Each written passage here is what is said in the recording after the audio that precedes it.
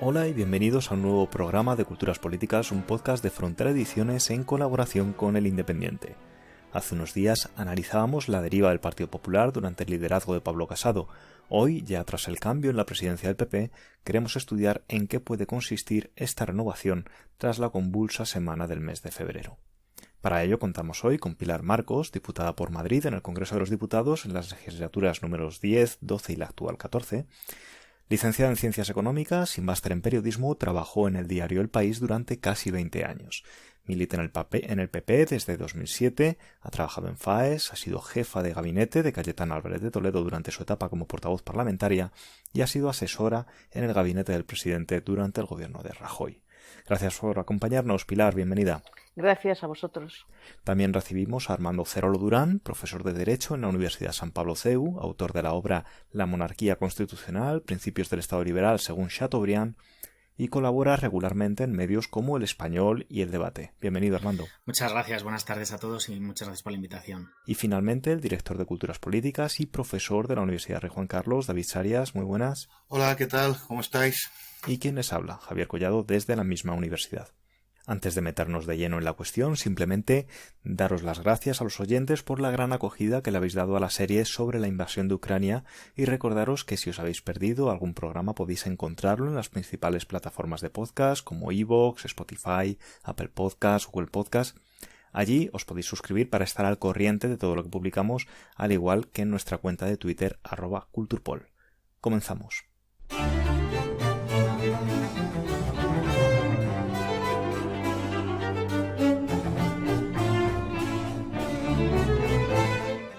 Sevilla ha acogido en los últimos días el Congreso Extraordinario del Partido Popular. La localización en sí misma ya era simbólica, es donde Aznar refundó el partido en 1999 y donde Rajoy consolidó su liderazgo en el año 2012. Allí ha sido aupado a la presidencia Alberto Núñez Feijóo con el 98,35% de los votos. Su discurso de aceptación se centró en vender una imagen de moderación, de política adulta y sin estridencias.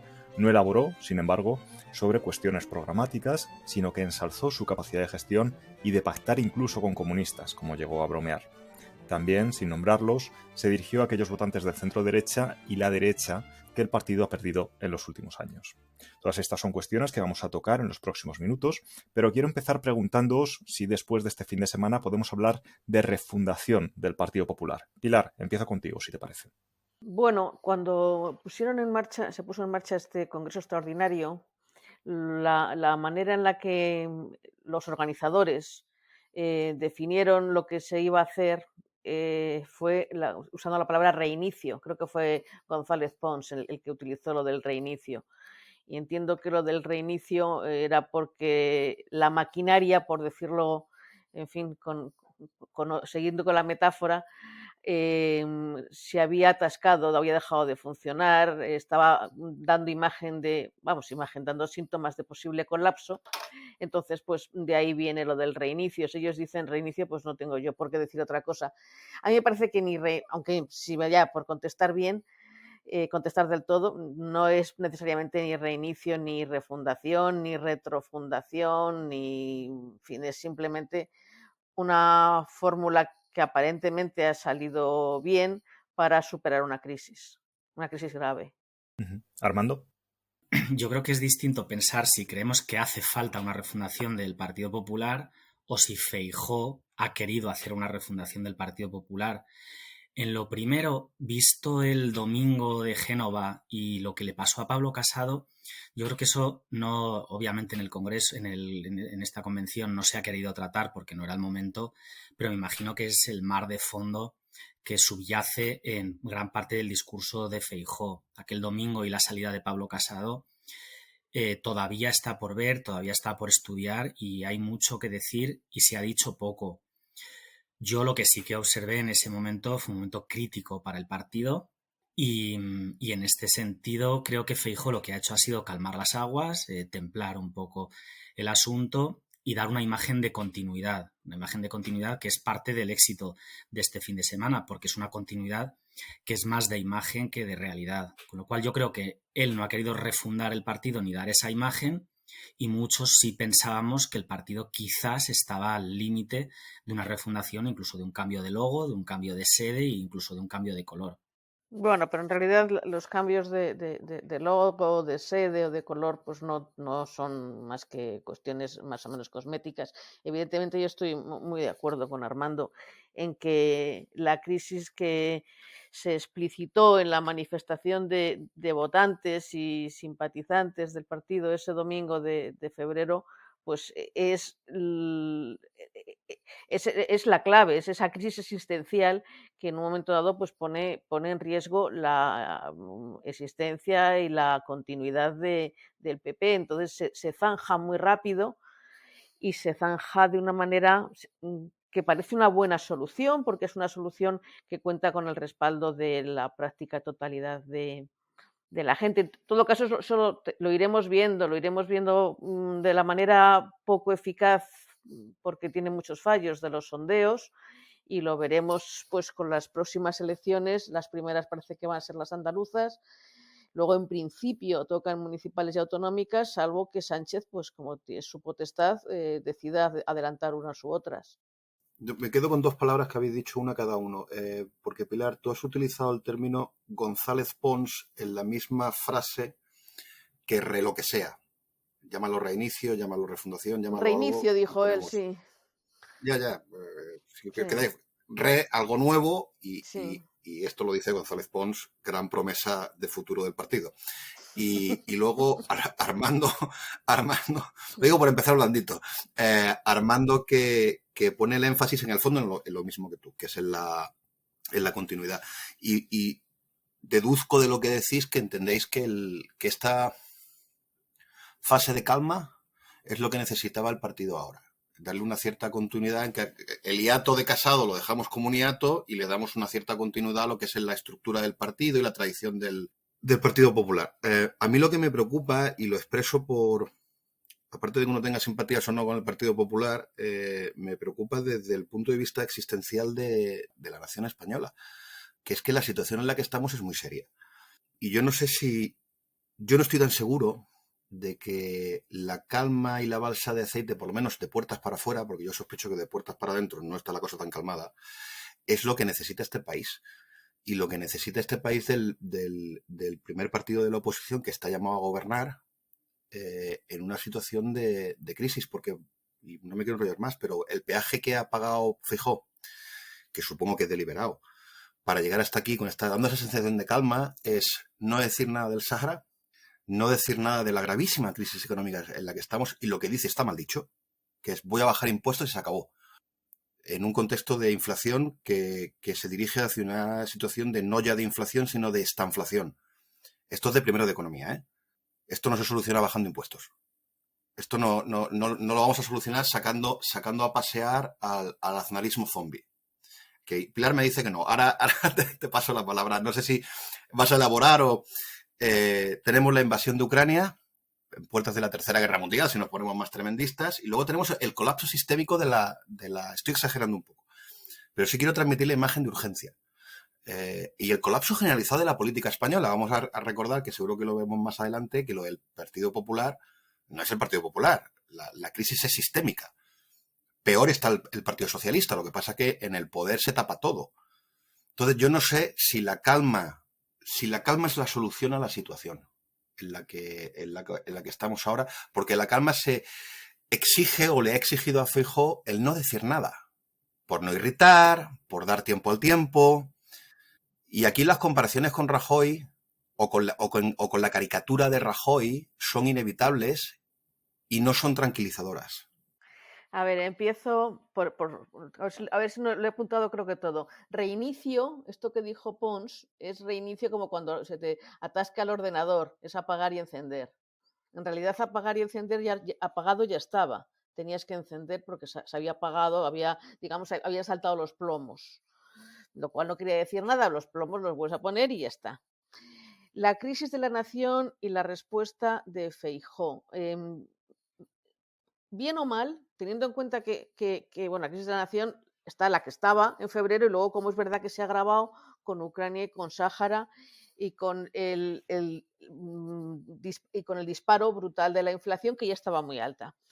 Este señor, bien, mal o regular, al tener que llegar con una crisis política grave interna, lo que ha intentado hacer visible, no es que me lo haya contado, lo que se ve, vaya, lo que se ve es intentar lograr una legitimidad amplia, lo más amplia posible, sólida, lo más sólida posible, y que cumpla todos los procedimientos. De tal manera que durante este mes, él no era el líder del PP.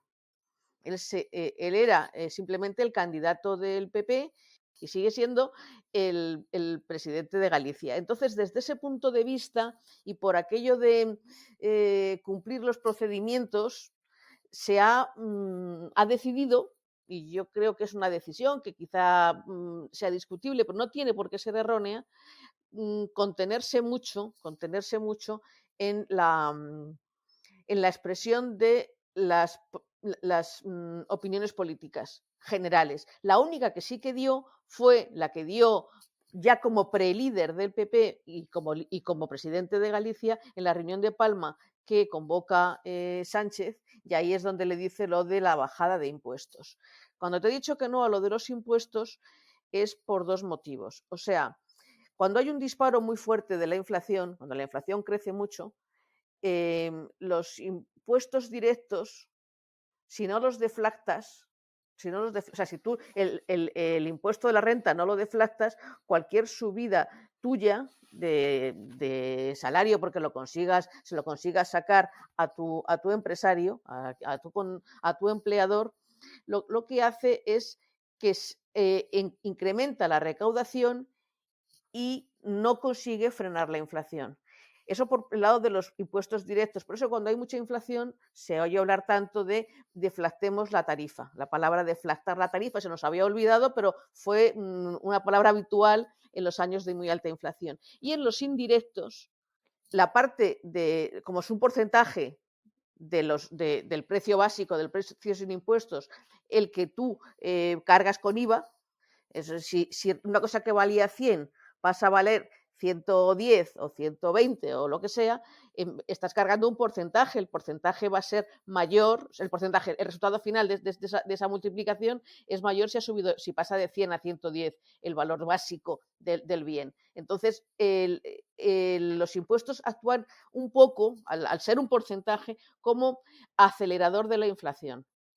Con lo cual, en momentos de mucha inflación, lo sensato para que no se multiplique ese efecto es, como mínimo, deflactar, controlar, limitar.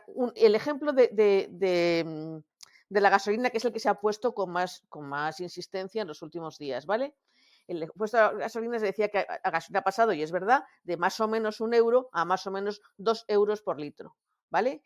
Y viene a ser, entre IVA y otros impuestos que soporta el combustible, como la mitad de su precio. De tal manera que al multiplicarse por 2 el precio final, la recaudación, grosso modo, también se ha multiplicado por 2. Entonces, un gobierno responsable que, por supuesto, no tuviera el agujero en déficit que ha provocado durante su mandato, que es dramático, el agujero que han provocado en déficit y deuda, lo que haría sería decir, vale, yo lo que voy a hacer es controlar, al menos temporalmente, los impuestos sobre los combustibles, de tal manera que no pierda la recaudación que tenía en cifras absolutas cuando la gasolina estaba al final para el consumidor en 1 euro en vez de 2. No sé si me explico, pero en fin, intento hacerlo de la manera más simple posible. Ya me falta lo de la calma y lo de Rajoy y Aznar. A ver, en cualquier crisis de un grupo humano o de un ser humano es bueno que haya un poquito de sosiego. Un poquito de sosiego, calma, tranquilidad, y luego ya vemos. ¿Con eso se arregla todo? Evidentemente no. Pero con eso sí se puede intentar tomar las decisiones de manera más racional. Eso por un lado. Rajoy y Aznar. Yo creo que Feijóo tiene más parecido con Rajoy que con Aznar, pero tiene cosas de ambos. Y luego tiene cosas de sí mismo, como es natural, eso sobre todo. Pero yo creo que no es acertado hacer un paralelismo Rajoy-Feijóo por aquello de que como son gallegos hablan de una manera que si suben o bajan, tal cual, y porque los dos además son muy funcionarios en la manera de defender que la administración es casi lo más importante, más que la decisión política. Bueno, a mí me parece que es un error, que hay elementos de uno y otro, y sobre todo hay muchos elementos suyos propios. Y luego ya, lo último, y dejo a Armando, lo razonable, me parece, sería dejarle un poquitín de margen, no mucho, no mucho. Y, o sea, ir viendo cómo lo ve. Oye, yo me he lanzado hoy mismo a escribir cómo lo veía el fin de semana pero tampoco pasa nada por esperar un poquito e ir viendo. Armando. Yo he visto varias cosas y coincido con Pilar en que hay que esperar porque el fin de semana era el día de la fiesta, además fiesta pues tipo de las convenciones americanas con globos y confeti y todos aplaudiéndose, y lo que como tú decías, David, lo que hay detrás no es el día para traslucirlo, de hecho nunca es el momento para hacerlo público, con lo cual hay que esperar un poquito para ver por dónde se mueve, pero creo que sí que ha mostrado varias cosas. Yo me imagino a Feijóo como el conductor de un autobús y se ha sentado él ahora mismo al volante, ahora ya está él en el volante, y digo, ¿qué es lo que ve este hombre por el cristal delantero y qué es lo que tiene en el retrovisor? Son dos cosas, y las dos cosas cuando uno está conduciendo son importantes. Entonces, él dejó claro que en el cristal de delante tiene la Moncloa. Entonces, él sabe que la tarea que se le ha encomendado es la Moncloa y que, por tanto, tiene un mandato de conseguir el gobierno, no de poner en orden un partido. Eso al votante no le importa. Al votante medio, si un partido tiene que desaparecer, pues que desaparezca. Al votante lo que le importa es que su equipo gane. Entonces, yo creo que eso él lo ha dejado claro. Tiene un mandato de gobierno.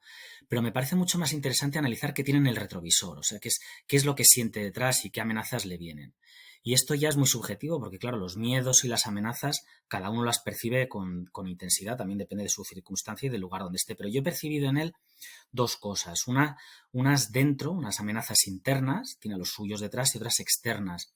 Yo recuerdo que Pablo Casado decía que la soledad que se siente al dar tu primer discurso en el Congreso y que 2/3 de los tuyos no te aplaudan. La soledad de un líder que llega con un partido descompuesto, con un partido muy deshecho por herencia me imagino que de Rajoy, de Soraya y de su equipo, o vaya usted a saber, porque yo no estaba dentro, pero vamos, Pablo Casado decía que sentía un partido deshecho. Entonces, ¿cuál fue el defecto de Casado? Que esta imagen en el retrovisor pesó muchísimo en él, demasiado en él. O sea, Pablo Casado tendría que haber mirado más fuera y menos dentro del partido. En este sentido, Rajoy conoce perfectamente, insisto y vuelvo sobre el domingo de Génova y todo lo que hay detrás, y él sabe perfectamente que esa amenaza interna también le podía saltar a él, con lo cual no me cabe ninguna duda que la tiene dentro y ha hecho gestos que si luego queréis, porque ahora no quería centrarme en esto, si luego queréis sobre esto, además Pilar nos podrá contar más sobre los nombres, qué nombres han salido, porque estos nombres explican bastante lo que él ve por el retrovisor dentro del partido, con quiénes ha contado, con quiénes no, y esto ya ha dado un mensaje que ni mucho menos es un lenguaje vacío. Y hacia afuera, o sea, el que ve en el retrovisor de amenaza externa, no de su propio partido, sino de otros partidos, él ha dejado clarísimo una cosa que se puede compartir o no, y es que siente, quizás con la misma intensidad, la amenaza de la ultraderecha que de la ultraizquierda. Entonces, lo ha dejado muy claro. Entonces, puede gustar o no gustar, porque unos dirán, oye, mira, aquí la amenaza es la izquierda, que las derechas sumen para acabar con la ultraizquierda, con el Frente Popular o como quieran llamarlo, o con el sanchismo. Él ha optado por una cosa que es muy clara y por tanto no es un lenguaje en absoluto vacío. Él ha dicho, yo siento dos amenazas, una izquierda a la que hay que combatir y también una derecha que no me gusta nada. ¿Y por qué lo veo? No es una preferencia mía, yo creo que ha sido muy claro, porque ha dicho tres cosas muy claras. Ha dicho, no quiero una política de la hipérbole, no quiero hipérboles políticas, y no ha dicho hipérboles dentro de mi partido, ha dicho que no quiero hipérboles en España, yo quiero una política sin hipérboles. Y a buen entendedor, pocas palabras bastan. Ha hecho una apuesta clarísima, expresa, por el europeísmo y no por el nacionalismo, y cuando habla de nacionalismo no solo es el vasco y el catalán, sino también el nacionalismo europeo, en Francia con Le Pen, Orbán, Polonia, Brexit. O sea, el nacionalismo en Europa ahora mismo está haciendo mucho daño y hay ciertos partidos en la derecha que han hecho una apuesta explícita por asociarse con este tipo de partidos. Y Rajoy ha dicho, yo no, yo soy europeísta. Rajoy, has dicho. Y esto es... Perdón, lapsus. Mentira. Lo he dicho 3 veces. Perdón. Feijóo. Feijóo. No, de hecho, una cosa que quiero explicar es por qué no son lo mismo, no me lo parece. Perdón, Feijóo. Y el tercero ha hablado claramente de un sentido de Estado, ¿vale? Y en contra de una política de la diversión, una política de los toros, las cañas, la bandera, el folclore, tal. Entonces le ha dicho, mira, esto está muy bien, pero ahora mismo no toca una política divertida, toca una política de gestión y de salida. Entonces yo creo que ya esto, para ser su primera puesta en escena, creo que sí que tiene un contenido. Lo podemos compartir o no, insisto, ¿eh? Podemos ver, oye, mira, no es el momento de señalar a la otra derecha, a la derecha que está a la derecha, y es el momento de remar juntos contra Sánchez. Y le ha dicho, yo quiero con Sánchez hacer pactos de Estado, políticas generales, y le ofrezco mi colaboración. Y sin embargo, ha sido bastante claro en pisar el acelerador para dejar a través del retrovisor a la otra derecha. Entonces, yo creo que en esto ha sido claro. Lo podemos compartir o no, y yo, si queréis, doy mi opinión. Pero desde luego creo que en esto ha sido claro y que por tanto no me ha parecido vacío para ser una primera puesta de escena. El asunto de con quién quiere este señor pactar, a mí me pareció entender, pero me puedo equivocar, que lo que él pretende es más bien con la expresión yo quiero pactar con los españoles, que es un poquito, en fin, dices, vale, claro, sí, fenomenal. Es más bien intentar actuar, ofrecer a los españoles lo que quiera que vaya a ofrecer en los próximos días, semanas, y si hay lugar, no sabemos si hay lugar meses, sus propuestas, y luego después que se convoquen las elecciones y se vean los resultados, es cuando se va a poder ver cuál es el escenario y cuáles son las posibilidades de pacto. Esa fue mi primera interpretación. Y luego la colaboración que le ofrece a Sánchez es, si usted decide romper con Frankenstein, romper, o sea, quitar del gobierno a Podemos, porque son aquellos que están haciendo oposición al gobierno dentro del gobierno, y quitar de sus colaboraciones parlamentarias imprescindibles en cada votación importante, con unos señores que están condenados por sedición y malversación, aunque usted, señor Sánchez, los haya amnistiado, y otros señores que todavía estamos por escucharles, que no estuvo del todo bien el dedicarse a asesinar españoles durante demasiados años y que en muchos casos casi coinciden las biografías de lo que ahora es Bildu con lo que fue ETA. Bueno, pues entonces nosotros nos ofrecemos a hacer una serie de cosas, pero con esa premisa inicial, usted tiene que romper Frankenstein y tiene que dejar de tener en el Consejo de Ministros a una señora, por ejemplo, que dice que la mejor manera de frenar a Putin es que los ucranianos se rindan. Venga, hombre. Entonces, no es que esté ofreciendo colaborar a Sánchez pues porque ahora nos hemos hecho de cuasi izquierda, me pareció entender, o sea, quiero decir, sino que le estamos diciendo que por la crisis de la nación española, le está diciendo el señor Feijóo que yo no soy nadie y no tengo por qué actuar como portavoz de nada ni de nadie. Pero me parece, lo que yo le entendí es, si usted rompe con una coalición de gobierno y parlamentaria que es claramente contraria a los intereses de España como nación, pues yo le ofrezco estas cuestiones sobre las que podemos llegar a un acuerdo razonable en interés de los españoles. Pero no porque de pronto esté pensando en quitamos a Vox y me voy con el PSOE. Yo creo que no es eso, pero insisto, me pareció. Sí, yo agradezco el matiz porque es claro, Pilar. Yo también he entendido así. David. No, bueno, yo iba simplemente a raíz de lo que ha comentado Pilar, yo creo que ha hecho, recurriendo a un ejemplo puntual como es el de Ucrania, una radiografía de la situación endemoniada en la que está Feijóo. Porque Pilar ha aludido a una ministra del gobierno de España sugiriendo a los ucranianos que prácticamente pidan perdón porque les han invadido. Pero es que si nos vamos al día de la invasión, al 24 horas de TV, esto es lo que estaba diciendo efectivamente Podemos, en aquella ocasión no por boca de una ministra, sino por boca de una eurodiputada, pero es que 2 minutos, no llegó, 2 minutos más tarde, teníamos a Jorge Buixadé diciendo exactamente lo mismo. Pero eso lo rectificó enseguida Abascal, en 0, o sea, Abascal No, se lo rectificó en el Congreso, en lo que yo le escuché, porque esto Pilar, pero eso surgió no fue en enseguida. 0, Eso Vale. fue, dejaron transcurrir un par de días y que estaban todos callados además, y en un par de días, como aquello no petaba, como el problema no se le solucionaba ni a Putin ni a los ucranianos, entonces rectificaron tarde y mal. Salvo excepciones puntuales, además una de ellas lo conocemos muy bien tú y yo, y que conoce muy bien Europa Central y Europa del Este, que es Hermann Tersch, que no es precisamente un paradigma de sensatez y moderación, pero en esto ha sido la única persona de Vox que ha sido coherente desde antes. Pero volvamos, si os parece, al PP y a Feijóo, que nos desparramamos como nos suele No, pero ocurrir. solo quería hacer la puntualización esta de la situación de crisis existencial que tiene España, porque hay una pinza desde la izquierda y desde la extrema izquierda y desde la extrema derecha. Ya, pero esa pinza, de verdad, yo lo miro bastante como espectadora interesada, y tengo la oportunidad, pues, por oficio, digamos, de revisarlo cada día.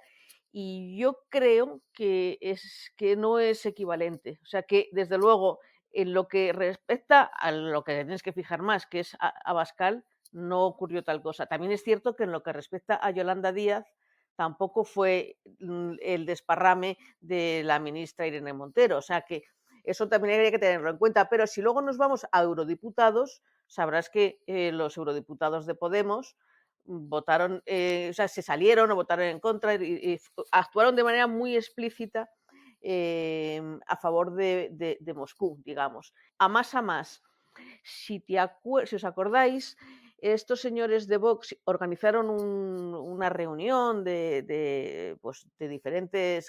La cumbre de Madrid, ¿no? Se llamaba, no se me acuerdo cómo se llamaba, sí, que vino el señor de Polonia, el primer ministro de Polonia, vino... sí, efectivamente, vino Orbán, que acaba de ser reelegido, vino Le Pen, y la declaración final que hicieron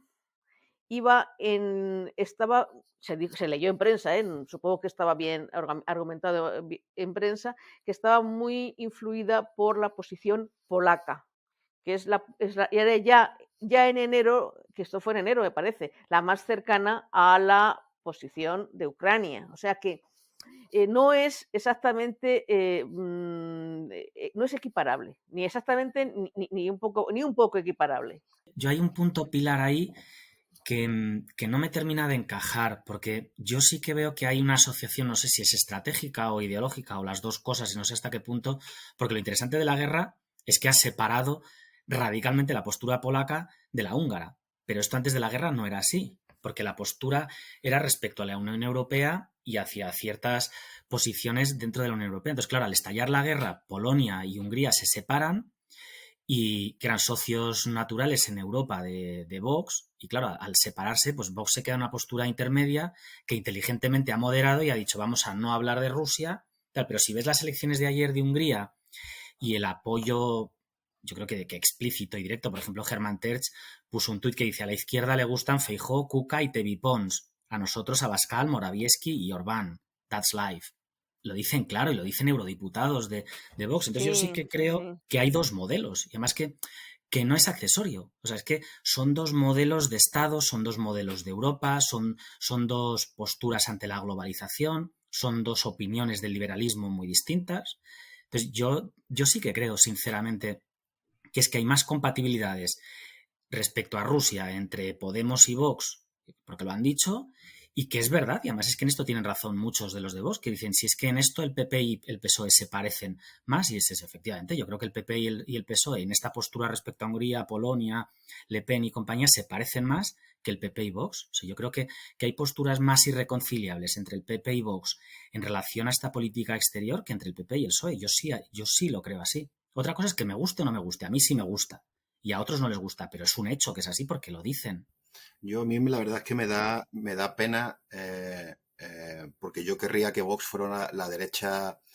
En el fondo yo querría que Vox fuera un PP más duro, pero Vox no es eso. Y el papel de la Cumbre de Madrid yo lo interpreto de forma distinta como lo haces tú, Pilar. Yo creo que el alma que redacta esa manifiesto final o como lo quieras llamar es el alma de Orbán. Y además hay un hecho objetivo.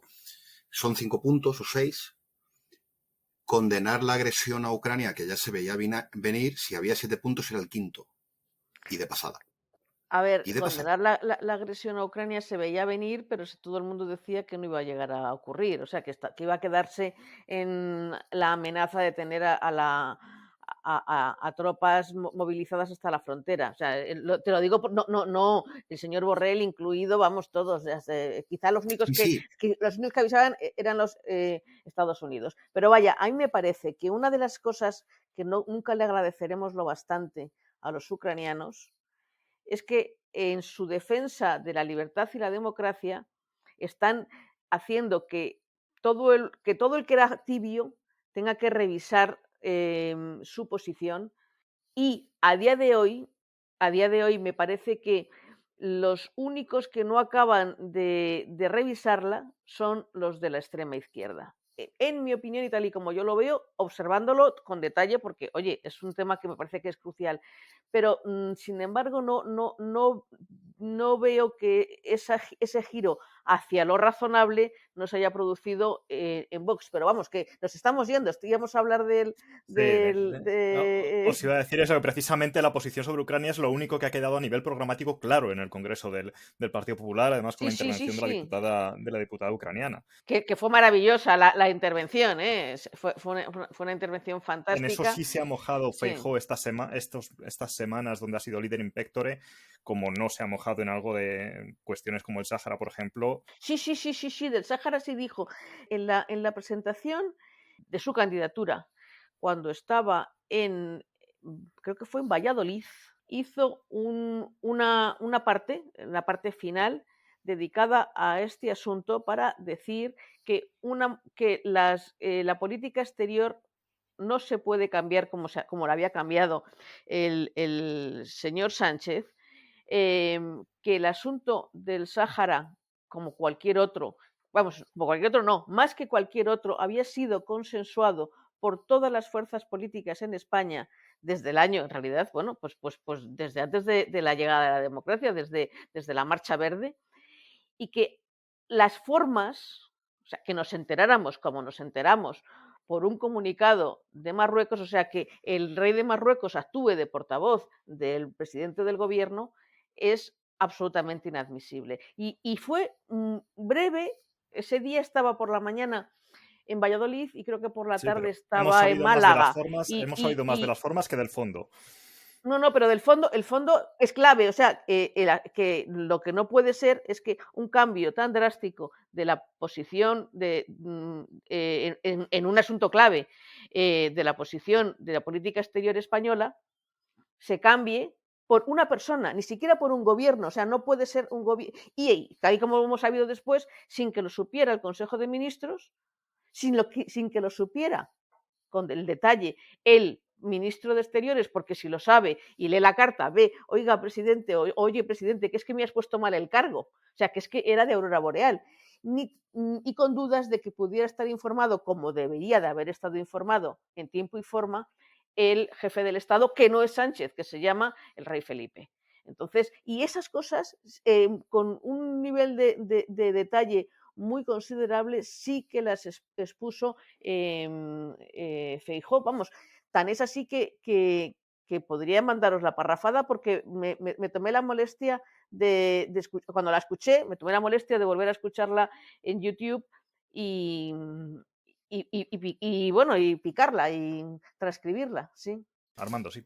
No, que dicho esto, un poco también estoy de acuerdo con David. Lo único es que, como decía Pilar al principio, era el día de la fiesta del confeti y de los globitos. Yo sí que temo, en mi retrovisor está, que sea eternamente el partido del confeti y los globitos, ¿eh? O sea, yo también estoy a la espera de una cosa que a Pablo Casado le pesó mucho, y es que la táctica siempre va después del programa. Primero el programa y luego la táctica. Entonces, yo de táctica política, además, no estoy dentro de ningún partido ni al servicio de ellos, con lo cual solo opino, y la táctica me importa un poco menos. Y no digo que no sea importante, pero lo que sí que echo de menos es un programa. Entonces, quizás este fin de semana no era el momento de mostrar un programa cuando ni siquiera hay equipo. Incluso hubiese estado mal que, sin haber sido presidente, se presentase con un programa, porque daría la imagen de que es una persona que hace el programa él solo sin su equipo. Entonces, tú primero te nombran presidente, luego dices quién va a ser tu equipo, te das un tiempo para trabajar con tu equipo y presentas un programa. Por tanto, para mí esto no es un reproche, pero sí que confieso que es una sospecha, que en mi retrovisor sí que está la amenaza de que ese programa no termine nunca de llegar y de que la imagen sea la de un Rajoy, ¿no? Y con eso ya valga. Entonces, claro, de Rajoy tenemos dos imágenes, y son dos imágenes distintas que los medios están barajando de forma distinta, pero es la misma persona con dos imágenes. Una, la persona de la gestión y la retórica eficaz contra la izquierda, un tío que retóricamente era divertido y eficaz y era capaz de dar razones, pero también la persona que no fue capaz de controlar la corrupción interna del partido y que el partido acabó como acabó. Entonces, son la misma persona con dos imágenes.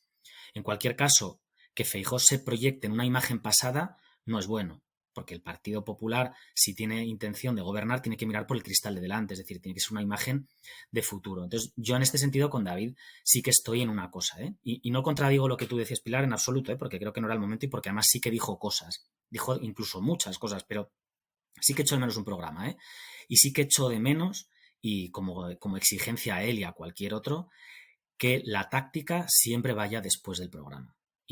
Porque la gente no vota táctica, la gente vota programa. Y si la gente vota táctica es gente de partido, somos hooligans y lo único que quieres es echar a Sánchez o echar a Vox o echar al PP y ya está. Yo creo que sí que hace falta programa, además un programa adaptado a los momentos de ahora que no son los de Aznar. Primero Pilar, luego David. Os pido brevedad. Sí, no, es sobre el asunto del programa. Aquí ha habido una elección, una decisión que, bueno, pues bueno, o sea, los congresos, por la forma de organización del PP, en los congresos ordinarios se presenta una ponencia política. En esa ponencia política, digamos que es donde se plantea cuál es el programa en sentido más amplio, o sea, no para unas elecciones concretas, sino en sentido más amplio y que quepan todas del partido. En los congresos extraordinarios, que son solamente cuando por algún motivo excepcional se elige un líder y como se hace con mucho menos plazo, en vez de se hace con solamente un poquito más de un mes, no hay lugar a esa ponencia política, que es donde se tiene que exponer el programa. Cuando en la Junta Directiva Nacional Casado ya dijo oficialmente que iba a dejar el liderazgo después de la crisis y que él convocaba el Congreso Extraordinario, hubo pocas peticiones de palabra, una que fue muy conocida, que fue de Isabel Díaz Ayuso, y también pidió la palabra Cayetana. Y ahí dijo que pedía, sugería, proponía que se intentara redactar una ponencia política, porque no es imposible, o sea, lo que en los extraordinarios no es obligatorio ponencia política, pero se puede hacer. La respuesta de, digamos, el mando fue que no había tiempo suficiente. A mí me parece que una ponencia política habría evitado que ahora estemos diciendo, y además es cierto que se está diciendo en medios, que el señor Feijóo no nos dice qué es lo que quiere hacer, cuál es su programa, como muy bien dice Armando. También es verdad que como todo se ha hecho con premura, a pesar de que se ha hecho muy largo por las diferentes crisis brutales que han estallado en este mes, pues, pues claro, se hace todavía más necesario el saber qué es lo que queréis hacer de las cosas. Yo creo que efectivamente en las próximas semanas y meses, no sé con qué metodología nos irá contando ese programa que puede transformarse en ponencia política o en programas electorales para las elecciones que tienen que venir. Porque si no es así, se desinflará el efecto Feijóo, lamentablemente, en mi opinión. Bueno, aquí Pilar me ha robado la alusión, porque además 5 minutos estaba pensando precisamente en ese debate que arranca Cayetana, que como siempre va por libre, y va por libre en la misma dirección. Y además yo creo que ella hay una cosa que no la explicita. Claro, Cayetana, a los que vamos de intelectual hoy, Cayetana nos gusta mucho, porque está en nuestra onda. Armando habla de programa. Fíjate que yo programa no le pido con un mes de preliderato. Lo que yo sí le pedí a Feijóo, y me llevó una decepción considerable, son 3 ideas. 3 ideas. Y vamos Ya, a no pero las caer 3 con ideas es Feijóo. lo del taller de reparación, con perdón. O sea, esta cosa que yo me he inventado del taller de reparación. Las ideas son que yo lo voy a reparar los destrozos, que es de alguna manera en lo que más se puede parecer esta imagen de Feijóo a la del primer Rajoy de frenar la crisis económica. Sí, Es que estamos haciendo la típica peperada de invertir perdón. el buey y los de invertir el buey Y los carros. y el carro. Vamos a ver, primero tienes que tener 3 ideas claras. Y a partir de tener esas 3 ideas claras, entonces a partir de ahí empiezas a buscar soluciones, ¿no? Pues porque a lo mejor somos muy socialdemócratas y vamos de subir impuestos, subir gasto y subvenciones. Entonces a partir de ahí tú empiezas a buscar soluciones. O no, pues somos muy liberales y vamos de bajar impuestos, contener el gasto innecesario y pues a partir de ahí pues buscamos soluciones. Que es a lo que yo creo que iba Cayetana cuando ella hablaba de una ponencia ideológica. Y además vamos a no caer en el adanismo en el que se cayó con Pablo Casado. Con Casado. En el hiato y además, Pilar, tú esto lo has vivido seguro y yo sospecho que esto Armando también lo debe saber. Aquí se hacen no una ni dos, se hacen 3 rondas de consulta con intelectuales, de consultas con especialistas. Se hacen 3. Y yo conozco por lo menos 2 juegos de documentos. No solo uno, 2. Y eso está ahí. Lo tenía Casado encima de la mesa, que ni lo miró. Porque como era un chico de cultura oral, pues no lo miró, se lo contarían. Feijóo lo tiene que tener y yo espero que sus asesores alguno lo tenga, en alguna parte. Y ahí está esos textos, durmiendo el texto de los justos, y aun comprando, y además yo os niego la mayor, yo no compro esto del Congreso de Confetti. Hay una parte que sí, pero con la que está cayendo, al líder del partido de la oposición que aspira a gobernar se le debe de pedir más. 3 ideas, si es la idea que tenía Cayetana, en el fondo. Oye, dale a tu electorado que está desnortado, porque están desnortados, porque tienes a Vox que te está comiendo por los pies, con unas encuestas terroríficas desde el punto de vista del Partido Popular, y la respuesta es la peperada, si me permitís otra vez la expresión, de no, primero la gestión, porque gestionamos muy bien. Pero bueno, ¿gestionar para qué? Y gestionar ¿con qué? A eso me refiero con poner los bueyes antes del carro, que fue lo que hizo Rajoy. Y a Rajoy le salió bien. Con esto ya termino.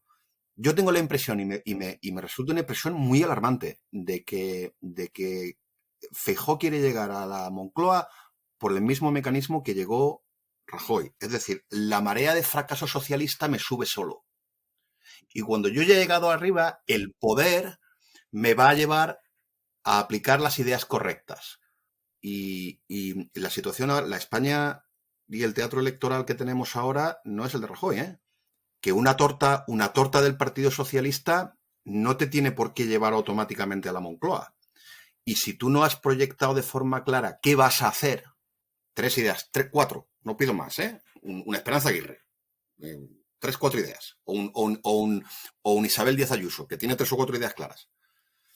Y el no haberlo hecho en este contexto del globo y los confetis, a mí me parece una oportunidad perdida que todavía puede ser que el partido pague. Porque esta sensación de vacío yo sí la detecto, ¿eh? Y no solamente en Twitter, no solamente entre intelectualoides. Que es además la conexión que todo el mundo hace con Rajoy. De aquí no hay nada. Hay gestión y ya está. Y España necesita un poquito más ahora mismo. España y el partido. Armando. Yo 2 cosas, David. Una, yo sí compro lo del confeti, pero ya he dicho que lo compro durante un ratito. Hemos vivido, insisto, es que el domingo de Génova fue demasiado. Entonces, dar una imagen de que es un partido de confianza y de que con las diferencias de Ayuso, Andalucía, Galicia, Extremadura y tal, son capaces de estar juntos en el mismo autobús, me parece que, dado el caso, es bastante importante. Como partido. Otra cosa es que alguien desde fuera diga, pues vaya partido, que el único mensaje que tiene que dar es el de unidad interna. Bueno, pero es que yo creo que ya es algo, y de hecho es un reto, porque es un trabajo que Pablo Casado ha ido haciendo durante 4 años y no ha acabado demasiado bien. Y creo que no solo por su culpa, no creo que haya sido solo por su falta. Entonces yo creo que el confeti durante 2 días ha estado bien, y que se tomen unas cañas juntos también está muy bien. Yo, como decía antes, pongo en reserva y estoy a la espera de ver qué hay además de eso. O sea, que el buey vaya antes del carro. Y luego una cosa, y perdona que lleve el ascua a mi sardina, que es sobre el discurso que empieza a volverse dominante sobre el liberalismo vacío. Precisamente el contenido del liberalismo es un cierto vacío, y cuando Benjamin Constant, que es en el que todos más o menos podemos estar de acuerdo, que lo funda, el contexto de Benjamin Constant es justo después de la Revolución Francesa, con una crisis moral descomunal, una crisis religiosa descomunal, y una sociedad francesa absolutamente rota, que hoy nos reiríamos. O sea, lo nuestro sí que es una balsa de aceite hoy en comparación con aquella Francia posrevolucionaria, en la que había un partido que ellos mismos se autodenominaban así como ultras. Alguno me ha corregido alguna vez, le he dicho, oye, es que ellos mismos se llamaban ultras, no es despectivo. Me acuerdo de un artículo científico que me lo tacharon y dije, oye, perdona, es que se llamaban así. Eran los ultras, que estaban a la derecha de la derecha, los reaccionarios.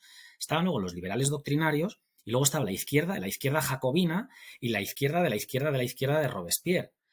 En ese contexto, a unos señores se les ocurre que quizás la forma de dar contenido a una nación es creando un sistema político basado en la división de poderes que genere la paz para que la discusión sea moderada y estabilizada dentro de un sistema. Y hoy la gente se ríe del sistema y de la ley porque dicen que es aburrida. Y eso es que precisamente el mérito del liberalismo es que lo divertido quede en los toros, en el fútbol, en la tele, en los programas, en los libros, para que no sean los políticos los que nos llenen de contenido en nuestra vida.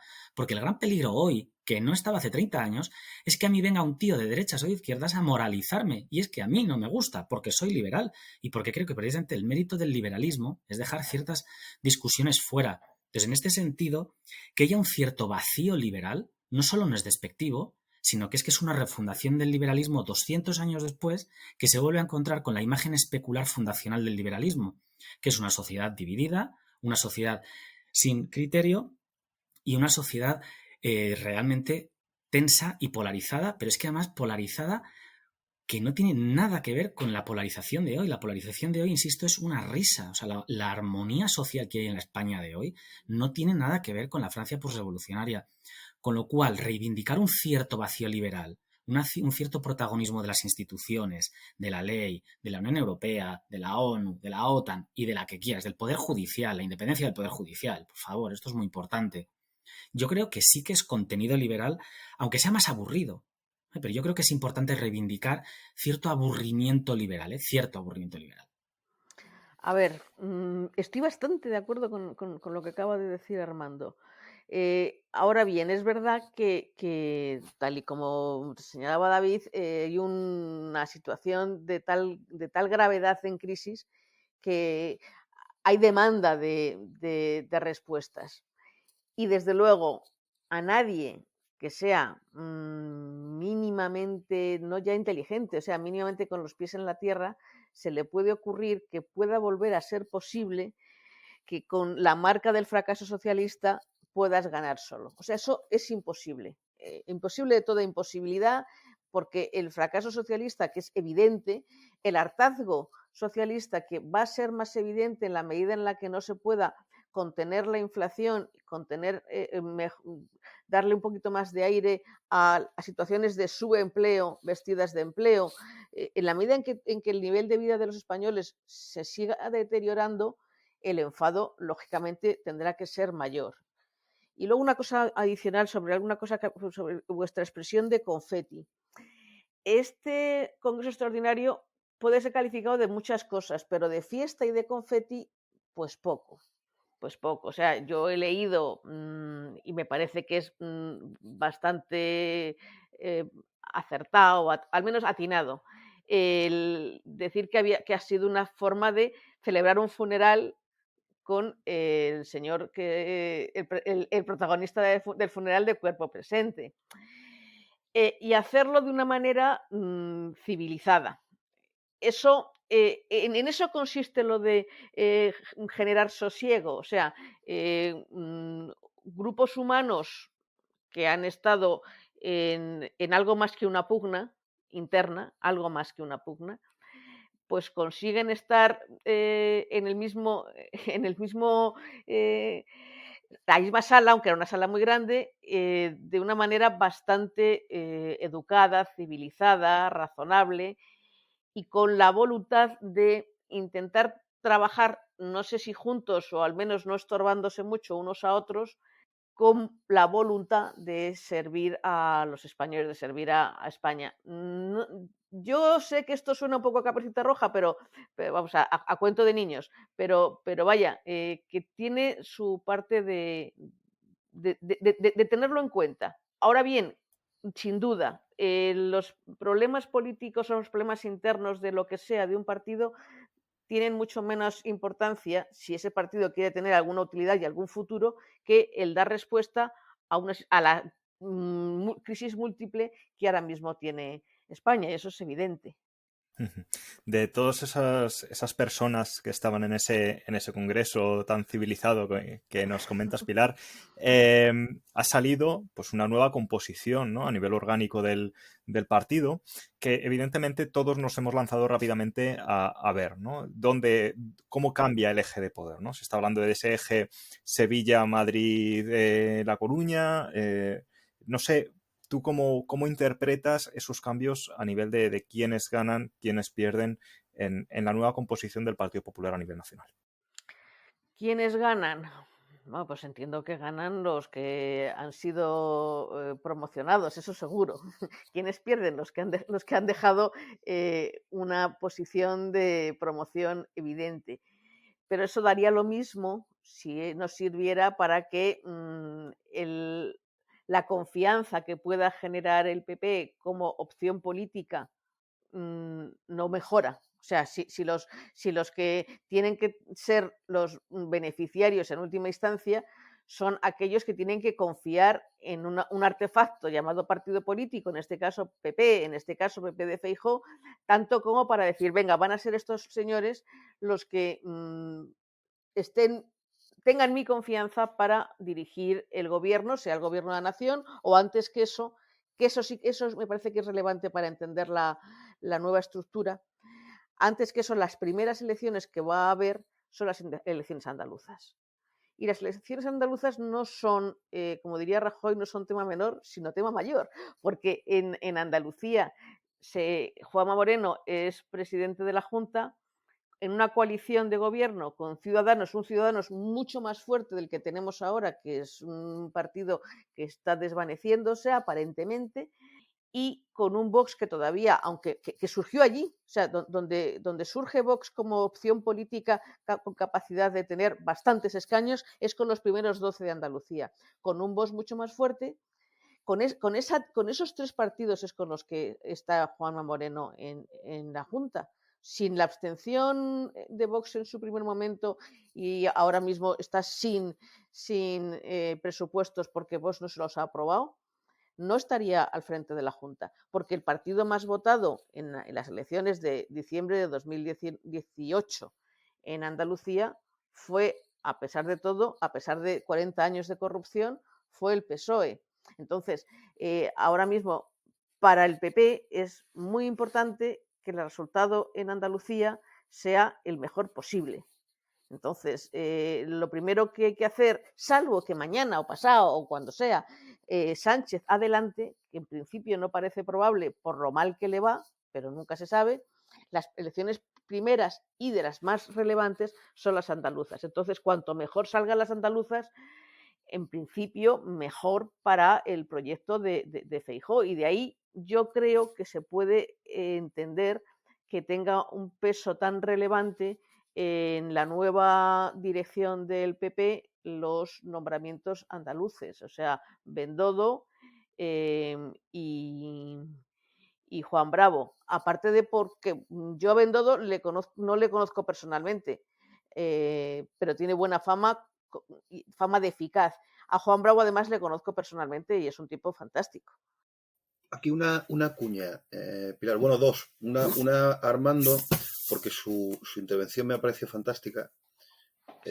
sobre todo porque estoy de acuerdo en el 90% y radicalmente en desacuerdo en un 10%, que es el contexto en el que nos encontramos, pero como nos da para otro podcast, lo que voy a hacer es emplazarle ya.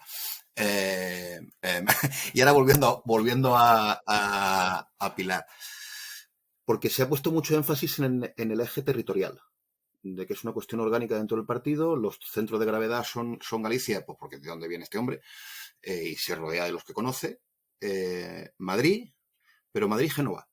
Ojo, porque mi lectura, y ahora me dices, es que ha habido un pacto entre entre Feijóo y Ayuso, hablamos de política interna del partido, en la que se han excluido mutuamente de la esfera de influencia del otro. Entonces, la intuición que yo tengo y que creo que está bastante extendida en la opinión publicada es que hay un pacto de no agresión, que ya es un paso adelante con lo que había antes. Paso adelante por tomar prestado de don Mariano, no menor, no menor, pero que en Madrid está ahí, es una cosa como una especie de taifa, que esto el partido lo sabe muy bien históricamente y suele acabar como suele acabar, a medio plazo, que tampoco es cuestión menor. Y me remito aquí al Congreso de Valencia. Que Pilar dice que no, pues no va a llegar hasta ahí, pues a ver, Isabel tiene un año de titulares que bastante va a tener con los titulares. Pero bueno, ese es el eje, ¿no? Galicia, Madrid y luego Andalucía, que es la... Vamos, yo creo que, Pilar, corrígeme, pero yo creo que nunca jamás en la vida ha tenido el PP andaluz esta cuota de poder. Es que nunca jamás en la vida el PP había gobernado en Andalucía. Claro. O sea, ha gobernado Andalucía y pretende, y en principio, si no es así, mala cosa, pretende mejorar entre bastante y mucho el resultado por el cual consiguió ser presidente de la Junta Juanma Moreno. Ojo lo que estamos hablando, porque es reescribir el mapa electoral español. Porque se suponía que Andalucía era el granero de voto socialista, un feudo socialista, junto con Cataluña, y el PSOE va a regular tanto en un sitio como en otro.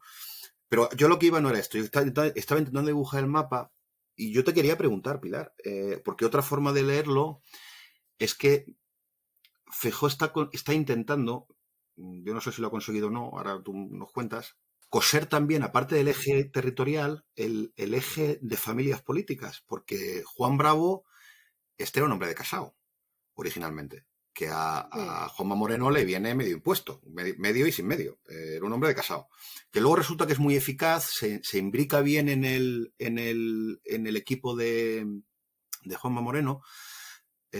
Luego tenemos a otro que originalmente era sorayista, Cuca, pero luego es una lealista de Casao, y bueno, este personaje, ¿no? Un poco como tu caso, que tú ibas con Soraya, pero luego te rescatan.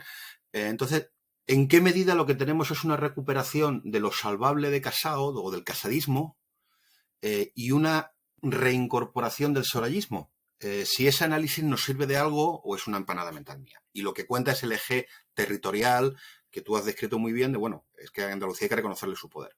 Hay dos cosas. Una, vuelvo a repetir lo que he dicho antes, hay en muy pocos meses, si llegamos a meses, bueno, sí, meses tienen que ser, pero muy poco plazo va a haber elecciones en Andalucía. Es verdad que Andalucía es un granero de votos para quien tenga el granero de votos.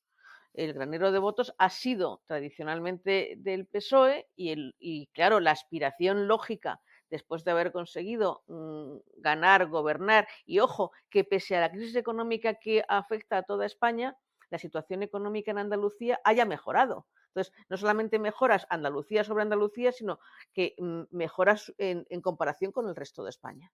O sea, que hay una buena gestión, por seguir con el asunto de la gestión, una buena gestión de la economía andaluza, entre otras cosas porque cuando dejas de robar, por aquello mejora, ¿verdad? Y más si has estado corrompiéndolo todo, como lo habían estado corrompiendo los señores socialistas, pues eso ha ido a mejor.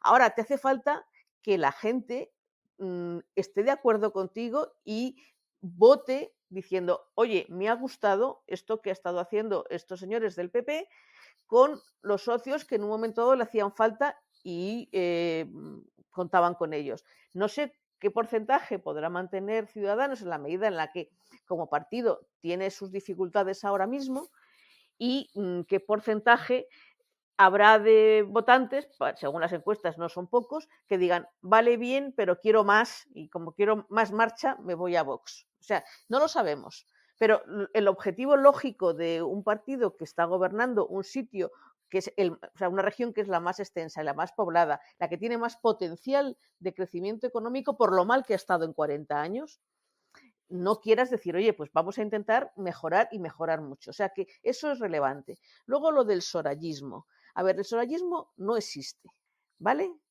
existía, si tú quieres, el marianismo. Eso sí puedo decirte que existía. Y Soraya era como una especie de continuación de Rajoy, la continuación, digamos, más normal de Rajoy, si tú consideras que te han hecho una moción de censura apoyada, como después se demostró, en un párrafo que llegaron a quitar los tribunales imputando una conducta corrupta al señor Rajoy. Eso, en lo que se basó Sánchez para su moción de censura, fue después por los propios tribunales quitado de esa sentencia, porque estaba metido ahí a capón por un juez amigo para justificar la moción de censura. Entonces, lo de Soraya era, bueno, pues que el gobierno de Sánchez por moción de censura sea un paréntesis tan pequeño como sea posible. Luego, efectivamente, lo que ocurre en la etapa de Casado es que se considera que todo lo que pudiera ser de apoyos a Soraya, salvo las contadísimas excepciones, y es verdad que Cuca es la excepción, tiene que ser laminado del universo mundo. Y todo lo que sean ministros, secretarios de Estado, personas que en un momento dado, personas que habían servido en los gobiernos de Rajoy, también queden laminadas. ¿Qué es lo que te acaba ocurriendo? Pues entre otros problemas, uno de los problemas antes de la disputa con Ayuso del PP de Casado es que solamente habían quedado los de nuevas generaciones. Y oiga usted, un poquito de por favor. ¿No? O sea, eso, con todo respeto, no era lo más razonable. ¿Qué es lo lógico que ocurra ahora? Pues que en la medida en la que sea posible y no se hayan buscado y no estén ya trabajando en empresas, hayan vuelto a la función pública o lo que sea, esas personas que sirvieron en gobiernos de Rajoy, sirvieron en gobiernos de Aznar, cualquiera con sentido común, pues dice, pues de estos, ¿quiénes pueden venir y quiénes me parece bien que vuelvan? Porque eso es lo razonable. Es que lo que no era razonable es lo que se había hecho con perdón antes. Yo quería afilar un poco, me voy a poner ahora en el papel de David y afilar un poco el comentario, porque yo tengo la convicción, y la comparto con vosotros para contrastarla, pero yo tengo la convicción de que Madrid no es parte de la solución, sino parte del problema. Creo que los socialistas entendieron hace tiempo que para ganar elecciones no hacía falta Madrid, y con eso viven bastante en paz. Sin embargo, creo que el problema de la derecha española, en gran parte, es la derecha madrileña, que es muy sui generis, con unas características muy particulares y muy difícilmente extrapolables fuera. Entonces, se tendía a pensar que los éxitos de Esperanza Aguirre eran exportables al resto de provincias, y nunca fue así, que el liberalismo de Laschetti y compañía era aplicable al resto de provincias, y no es verdad, y que el ayusismo podía ser un proyecto nacional, y estoy firmemente convencido de que no. Entonces, en este sentido, yo no sé si es porque tengo este criterio previo que me hace ver cosas que no, y por eso os digo que quería contrastarlo con vosotros, porque no sé si Ayuso ha salido tan reforzada y tan apoyada como dicen algunos, o tan dolida y tan molesta como dicen otros. Entonces, como a mí mis fuentes son la opinión publicada, me falta, pero por ejemplo, sí que me ha llamado la atención que Manuel Cobo tenga ahora un papel más protagonista del que algunos, por decirlo de alguna manera, esperancistas les hubiese gustado, ¿no? Y sin embargo, que Laschetti no esté, o Alfonso Serrano, ¿no? O Paloma Marín, que el silencio de todos estos a la hora de felicitar a algunos nombrados. Entonces, yo no sé si Feijóo ha comprendido y esto que he dicho yo o no, y es pura casualidad de nombres y familias y cosas internas, y vaya usted a saber. Pero si Feijóo, que viene de fuera, ha entendido que quizás para dar un giro y hacer una política acorde a la situación española de 2020, que el PP haya perdido Cataluña es un gran problema, que el PP haya perdido el País Vasco es un gran problema, y que el Partido Popular esté perdiendo la España vacía o parezca que la está perdiendo es un problema, y sin embargo, y no solo sin embargo, sino además que la causa puede ser en parte un excesivo protagonismo de una política madrileña que es muy nuestra y que la entendemos nosotros, pero es que a mí me pasa que cuando salgo de Madrid y discutes de estas cosas son como discursos muy internos, ¿no? Muy que si los de Pozuelo o los de Móstoles, o que si la almendra de la M30 o la de fuera. Entonces, yo no sé si Feijóo ha comprendido que Madrid es uno de los grandes problemas de la derecha española y si estáis de acuerdo en que así es. David. Solo un matiz le paso muy rápido a Pilar. Yo creo que estamos todos asumiendo, no sé por qué hemos hecho esto, que hay una dicotomía entre gestión e ideología. Y luego ya hablamos de qué ideología, que es un poco a lo que va Armando. Y a mí me parece que uno de los retos, si no el reto de Feijóo, es que tiene que hacer las dos cosas a la vez. Y además que sea coherente. Que es por lo que yo decía lo de los bueyes. Igual estos textos que han ido acumulándose durante 4 años, que es lo único que ha hecho Casado, igual alguien se los tendría que empezar a leer y purgar. Y pues esto nos vale y esto no nos vale. Entonces, eso por un lado. Luego, expreso una opinión y se lo paso a Pilar, que es la que está dentro, y además que es PP madrileño, porque ella es diputada por Madrid. Así que espero que haga una aguerrida defensa de lo suyo. Y dice que sí. Entonces la voy a dejar a ella. Pero yo sí quiero expresar que yo estoy muy, muy, muy en desacuerdo ahí contigo, Armando. Yo creo que lo que pasa es que yo probablemente sea más radical en mi liberalismo y esté muy cómodo con el liberalismo pragmático de Isabel. De vamos a hacer que el gobierno estorbe lo menos posible. Y esto es trasladable a toda España. De hecho, yo siendo andaluz, llevo mucho tiempo fuera de Andalucía. Pero esto es una cosa que en Andalucía se entiende, ¿eh? Se entiende además con una claridad diáfana. Si hay algo que entiende el andaluz es los excesos de interferencia de la Junta, las corruptelas a que te conducen esa interferencia, el desastre de gestión de una Junta de Andalucía obesa, que hace muchas cosas que luego físicamente no paga. Habla con cualquier andaluz, con cualquier empresario mediano o autónomo andaluz, que todos directa o indirectamente tienen algún tipo de contacto con la Junta de Andalucía y cómo paga la Junta de Andalucía. Y cosas que la Junta de Andalucía hace que no debería de hacer.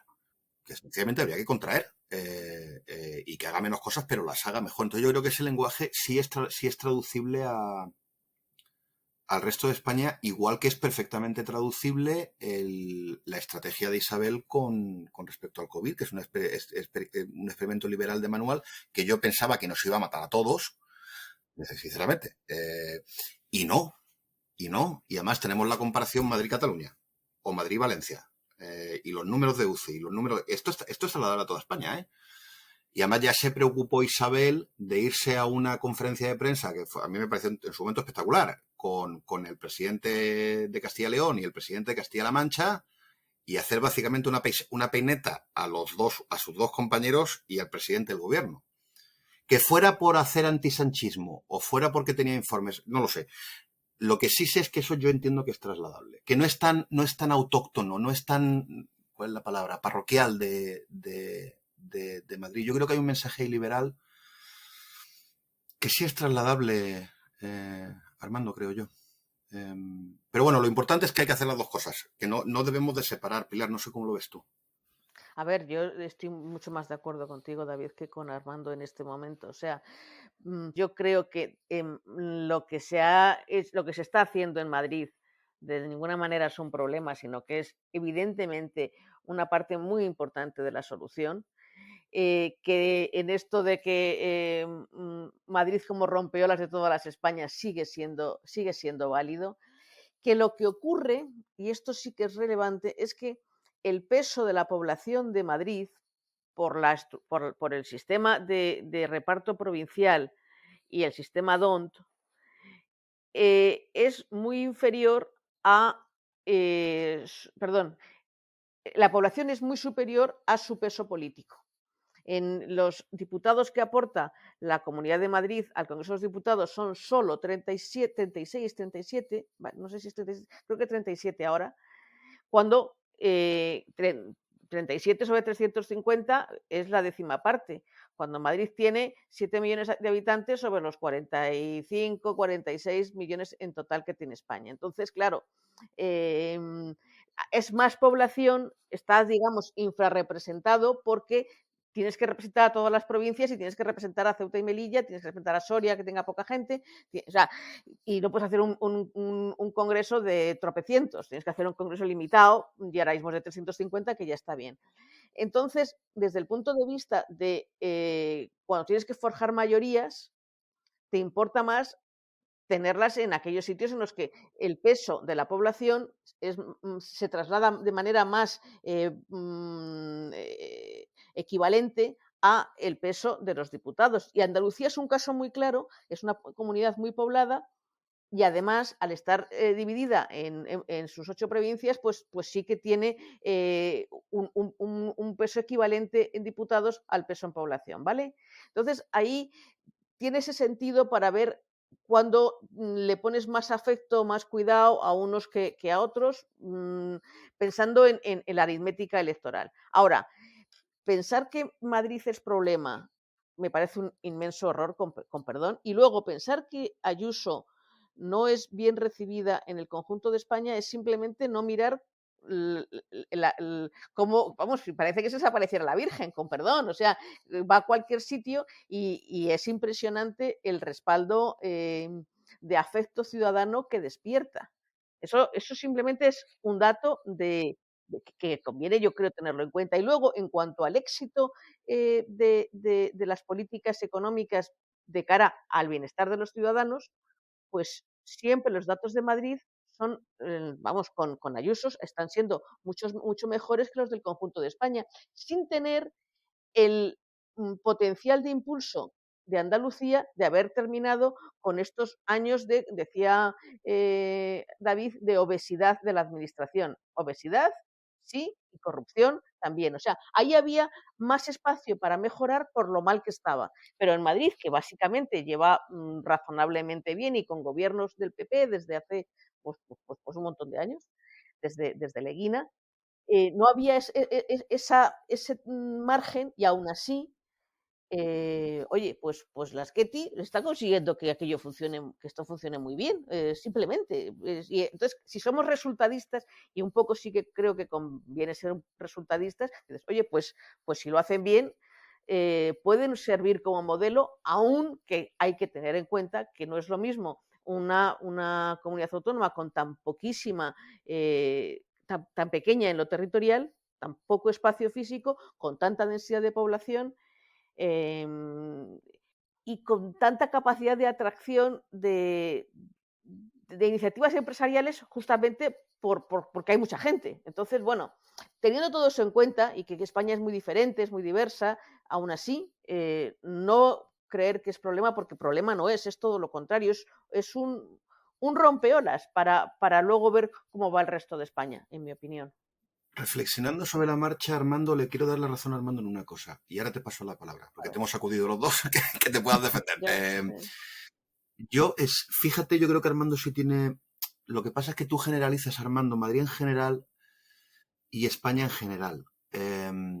Madrid, que es muy chiquitita, es muy diversa, ¿eh?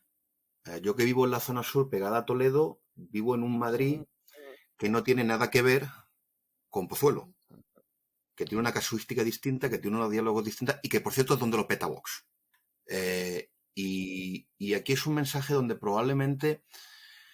No es que sea un problema, es que el discurso de Ayuso ha resultado que es menos eficaz que el de Vox y esto igual hay que hacérselo mirar. Porque el discurso del rencor de Vox... El rencor no nos apetecerá mucho ahora, ¿no? O sea, no, pero si yo no digo que haya que sustituir a Vox, pero digo que hay que ser consciente de esto. Y luego si nos vamos al plano general nacional, fíjate, yo creo que Armando tiene razón si te vas a Andalucía, que es la parte que mejor conozco. Si te vas a las zonas rurales andaluzas, pensando sobre la marcha, Armando yo creo que tiene razón que a Ayuso es posible que se la perciba como una auténtica marciana, de esta señora de que está hablando. Si te vas a las zonas urbanas pujantes, estoy pensando en Málaga, que lleva siendo feudo del PP mucho tiempo. En Málaga no hay ningún problema para entender a Ayuso, ¿eh? Ninguno. Pero claro, es un perfil demográfico más parecido al de una metrópolis globalizada como es Madrid. Entonces, hasta ahí yo creo, Armando, que tienes más razón de lo que yo de primeras te he reconocido. Que no sé si tú también vas por estás de acuerdo con estos matices o no. O sea, yo... Y segundo, y te dejo Armando, porque es otro matiz que quiero que me hagas. Yo creo que Ayuso tienes razón de que puede ser un problema para Feijóo, no para el PP. Ya. Y para la estrategia, Pilar, y para la estrategia de Feijóo. Porque la estrategia de Ayuso sabemos que Pilar ha dicho rompeolas, llámala martillo de infieles, como tú quieras. Que es una estrategia lo de extraordinaria. todas las Españas no es expresión que me acabe de inventar yo. O sea, quiero decir.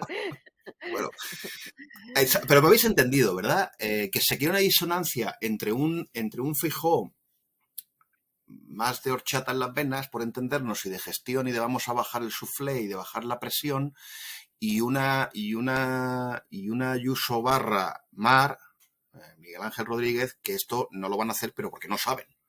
Esto es como el escorpión. Pues ellos van de rompeolas, como decía, o de martillo de infieles, como decía yo, y es lo que saben hacer y es lo que van a seguir haciendo. Vamos, es lo que yo preveo. Entonces, yo ahí sí también te doy no sé cómo lo ve Pilar, vamos a dejar que hable Armando, pero yo ahí sí te veo, Armando, que tienes, en esas dos cosas tienes razón. Que sí hay sitios de España, de la España más rural, de la España menos globalizada, donde Isabel es una marciana, son marcianadas, lo que dice. Y la disonancia con el liderazgo nacional, con el estilo que parece que quiere poner. Oye, que por cierto no lo hemos mencionado, pero aquí estamos todos hablando de Feijóo el blandito, y yo creo que Troitiño no le podemos llamar, pero si llamáramos a Troitiño, esto de Feijóo el blandito, a lo mejor para él es una novedad, cuando Feijóo estaba en la oposición. Pero bueno, esto es una parte, no sé, Armando. Bueno, yo lo primero, disculpad, ¿no? Porque decía Ortega que uno provoca por caridad para aclarar, ¿no? Pero eso es un vicio de los intelectuales y yo no soy político, ¿vale? Yo soy intelectual y exagero, además de por lo que decía Ortega, por diversión, ¿no? Porque me divierte provocar, así que disculpadme, porque era una exageración, que Madrid es un problema. Quiero decir que Madrid tiene sus problemas, pero yo soy de un pueblecito de Valladolid y tiene otros problemas. Entonces, por ejemplo, sobre un tema, y ahora ya hablo más en serio, sin exageraciones, sobre un tema que a mí me preocupa especialmente porque es a lo que me dedico, que es la libertad de educación. La libertad de educación para mí es un dogma absoluto, pero claro, es un dogma que cuando se aplica a realidades sociales muy distintas, se aplica de una manera muy distinta. O sea, yo vivo en una zona, yo vivo lejos del centro de Madrid, vivo en Villanueva de la Cañada, pero es que yo tengo muchísima oferta educativa para elegir, ¿vale? Entonces entiendo que hay gente que no puede pagar el coste de un colegio concertado y otros sí, entonces no tienen las mismas opciones que yo, pero en cualquier caso tienen sus opciones. Pero es que si te vas al pueblo de donde soy yo, de Valladolid, si no vas al colegio que tienes al lado, tienes que hacerte 50 kilómetros. Entonces, hablar de libertad de educación en abstracto, pues es divertido, y además en Madrid tiene aplicaciones. Haces un distrito único y que cada uno haga lo que quiera, porque como mucho, en 50 kilómetros, es que no sé cuántos colegios habrá en un radio de 50 minutos, pero debe haber muchísimos en Madrid. Y además de muy diverso pelaje, con lo cual en Madrid, yo por ejemplo sí que creo que es buena una libertad de educación y que no se intervenga. Pero es que cuando hablas en un pueblecito de Castilla o de la España vacía, yo prefiero decir vacía que vaciada, no es lo mismo, ¿vale? Entonces, luego, o sea, que el liberalismo sí, pero liberalismo de otra manera. Y luego hay una cosa que, David, tú eso que eres teórico también, lo sabes mejor que yo. Las políticas sociales son de derechas. Dato, Maura, Cánovas son los que implantaron las políticas sociales en España. Yo no renuncio a esto. Yo me considero un pensador de derechas. Yo no renuncio a las políticas sociales. Entonces, liberalismo sí, porque yo también me considero un pensador liberal, pero un liberalismo al estilo de los liberales doctrinarios, donde el Estado, si tiene que intervenir, tiene que intervenir. Y la realidad ahora mismo en España es que hay 3 brechas sociales muy importantes. Una brecha territorial, que le hemos hablado más, entre la España poblada y la España despoblada. Una brecha generacional, de hablar lenguajes radicalmente distintos, y un problema de soledad entre mayores y entre jóvenes que es gravísimo, que no lo soluciona el liberalismo, y una brecha salarial que no solo no la soluciona una libertad de mercado, sino que la agrava. Ese mal llamado capitalismo, hoy en día, el mal llamado capitalismo, bueno, que aquí quiero hablar con precisión, porque el capitalismo no es esto, pero el mal llamado capitalismo, el capitalismo de empresa, no soluciona la brecha salarial, que es un problema cada vez más gordo, y no es un problema de izquierdas, es un problema de derechas, y la derecha siempre ha atajado estos problemas, con lo cual la libertad de empresa, la libertad territorial y la libertad de los ancianos y el problema de la soledad son problemas que son de todos, no son de izquierdas ni derechas. Y lo que tengo la certeza absoluta es que un discurso ultraliberal con solo decir yo no intervengo porque la sociedad sola se regenera, solo puedo decir que eso es verdad cuando la sociedad está viva y que el tejido social español no es homogéneo y que hay zonas que tienen un tejido social vivo donde tú dejas libertad y crece, y hay tejidos sociales muertos donde tú dejas libertad y no crece nada, con lo cual hay que distinguir. Por eso digo que el lenguaje madrileño, donde sí que hay tejido social, es distinto al lenguaje castellano, por ejemplo. A ver, vamos por partes porque habéis dicho muchas cosas. Primero, lo de que creo que ha sido David, que si Ayuso va con su discurso a algún lugar de la España vacía, es verdad, vacía, no vaciada, es que hay un malvado que quiso vaciarla, hasta ahí podíamos llegar. Es considerada una marciana. Oiga, no, es que en las elecciones últimas de Castilla y León, a pesar de que desde Génova, es decir, Casado y Teodoro, habían dicho que no vaya esta señora a hacer campaña, cuando de pronto van viendo que aquello empieza a ir muy mal según las encuestas, van viendo que la intención de voto va regular o mal, ven que, oye, que esto, ¿qué hacemos? Mañueco, pasando o haciendo como que no escucha el mandato de Teodoro y de Casado, llama a Ayuso para animar aquello. Y efectivamente, en sitio al que llevaba Ayuso, sitio que se llenaba de gente y que no porque estuvieran viendo a una marciana, sino porque estaban viendo a alguien que les gustaba en lo que decía y en lo que había hecho por Madrid. Eso, cosa uno. La cuestión 2, has dicho, aquí estamos todos diciendo que Feijóo es blandito. Perdóname, no me metas en la ecuación. Yo no digo, yo creo que no, que te vas a enterar, que te vas a enterar de blandito, nada, con perdón. Y tercera, ultraliberales. Yo ultraliberales es que no conozco en España ninguno. O sea, aquí todo el mundo es, vamos, todo el mundo, quiero decir, en el PP. De otros ya no me voy a atrever a hablar y tampoco debería atrever mucho a hablar del PP. Todo lo contrario. Y en el caso de Ayuso, o sea, hay una pandemia y aquí se monta en Madrid lo más parecido a las arcas de Noé de los chinos para tratar a la gente con COVID que ha habido en toda Europa, con gran crítica por parte de la izquierda. Y ojo, esas arcas de Noé, que yo es que lo aluciné, porque estaba escuchando el mismo día en el telediario de la 1 decir que es que bien las arcas de Noé de los chinos para tratar a las personas con COVID, que no eran más que hospitales de campaña que se habían montado para atender a estos enfermos y no paralizar el resto de la sanidad pública. Y qué mal nos pareció IFEMA en un primer momento, les pareció a estos señores IFEMA y después el Cendal, cuando han demostrado que, oye, que eran una muy buena idea. Entonces, claro, lo relevante para un votante, creo yo, es que las políticas que proponga y desarrolle tu gobierno sean útiles para ti. Entonces, lógicamente, la política del Distrito Único Educativo, por ir a uno de los últimos temas, es buena, es útil, es eficaz en una región, como hemos dicho antes, muy pequeñita como Madrid, muy poblada y con bastante buenas comunicaciones. Posiblemente tenga muy poco sentido en Soria, pues porque, sobre todo en un pueblecito de Soria, porque bastante es si consigues encontrar una escuela para los niños a menos de 50 kilómetros de radio desde tu casa. Entonces, bueno, ¿y qué es lo que tienes? Tú tienes a una señora que está gobernando solo en Madrid. Y ya lo último, Ayuso no solamente no es un problema para Feijóo, sino que uno de los mayores errores de Casado es no darse cuenta de que Ayuso podía ser su principal aval, su principal catalizador, su principal motor para haberle ayudado a lograr el gran sueño de su vida, que es llegar a la presidencia del gobierno. Como hizo todo lo contrario, por un problema de celopatía, que en fin, muy difícil de comprender, pues ha terminado como ha terminado, que es, digamos, regular o mal.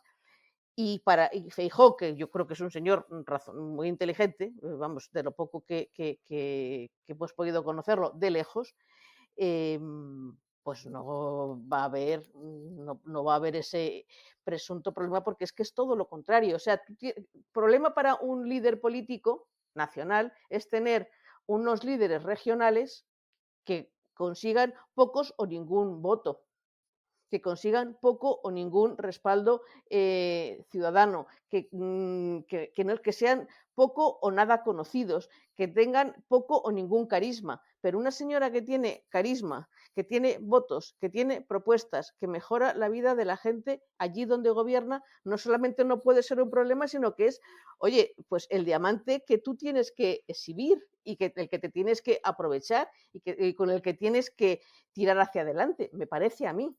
Pero vamos, simplemente no es ni derecha ni izquierda, es simplemente por utilitarismo de una organización política que aspira a gobernar. Pero Pilar, esto se reconcilia mal, que es muy bonito lo que nos has dicho y yo quisiera que la vida fuera así de bonito y de simple, pero esto se reconcilia mal. Lo que yo anticipo que puede ocurrir es una reproducción no de la dinámica entre Casado y Ayuso, que además tú lo has explicado muy bien, creo que esto lo ha visto toda España con estupefacción. Es una dinámica como la que había entre Rajoy y Esperanza, que es distinta. Y es porque Esperanza era un verso libre que iba a su puñetera bola. Pues porque lo que hemos explicado de que Madrid es pues, muy peculiar y Esperanza era muy peculiar y tenía 4 ideas claras. Y yo creo que esto que has explicado, que la teoría es así, yo no sé si... En fin, ya lo veremos. Lo veremos, claro. Y Isabel es una política que es muy agresiva. No, lo que yo me pregunto es, recogiendo un poquito lo que... En cierto modo lo que decía Armando... Yo creo que el Partido Popular, la pinza que decíamos al principio que Pilar no ve, pero la existencia de Vox, la falta de tracción que tiene el discurso liberal convencional, como explicaba Armando, en una gran parte de la España, no solo de la vaciada, la España periurbana, la España del sur de Madrid, la España de Murcia, donde el discurso liberal tradicional del PP, el de Cayetana, el de Isabel, ilumina, pero no abriga. Y el que abriga es el discurso de la derecha radical, no de la liberal conservadora, sino de la derecha radical de Vox. Y esto no ha sido solo un problema español, esto es un problema que le ocurre a los republicanos franceses, es un problema que ocurre en Italia. Entonces la pregunta es un poco, ¿está el PP y se enfrenta Feijóo a un problema existencial del sistema político español como lo conocemos y en concreto del PP, claro?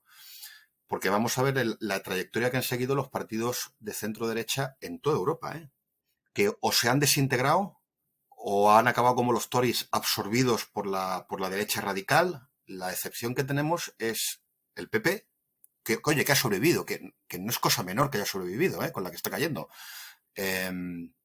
La CDU, que está teniendo sus problemas en Alemania, y el resurgir esta derecha tecnocrática, que viene a contradecir todo lo que he dicho yo, pero bueno, esta derecha tecnocrática de Draghi, que es un personaje muy peculiar en Italia.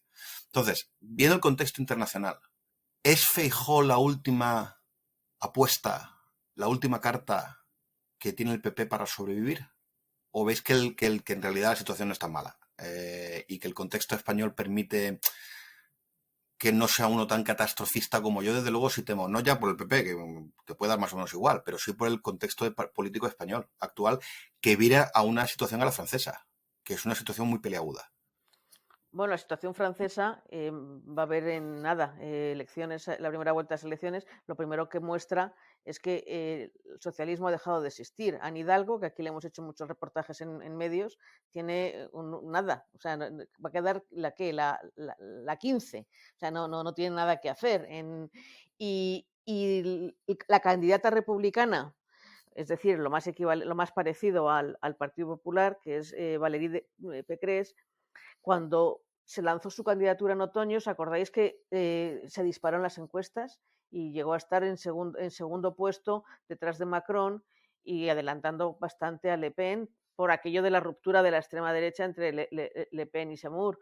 Y ahora parece, vamos a verlo, que Pécresse está en quinto lugar según las encuestas, vamos a ver cómo va.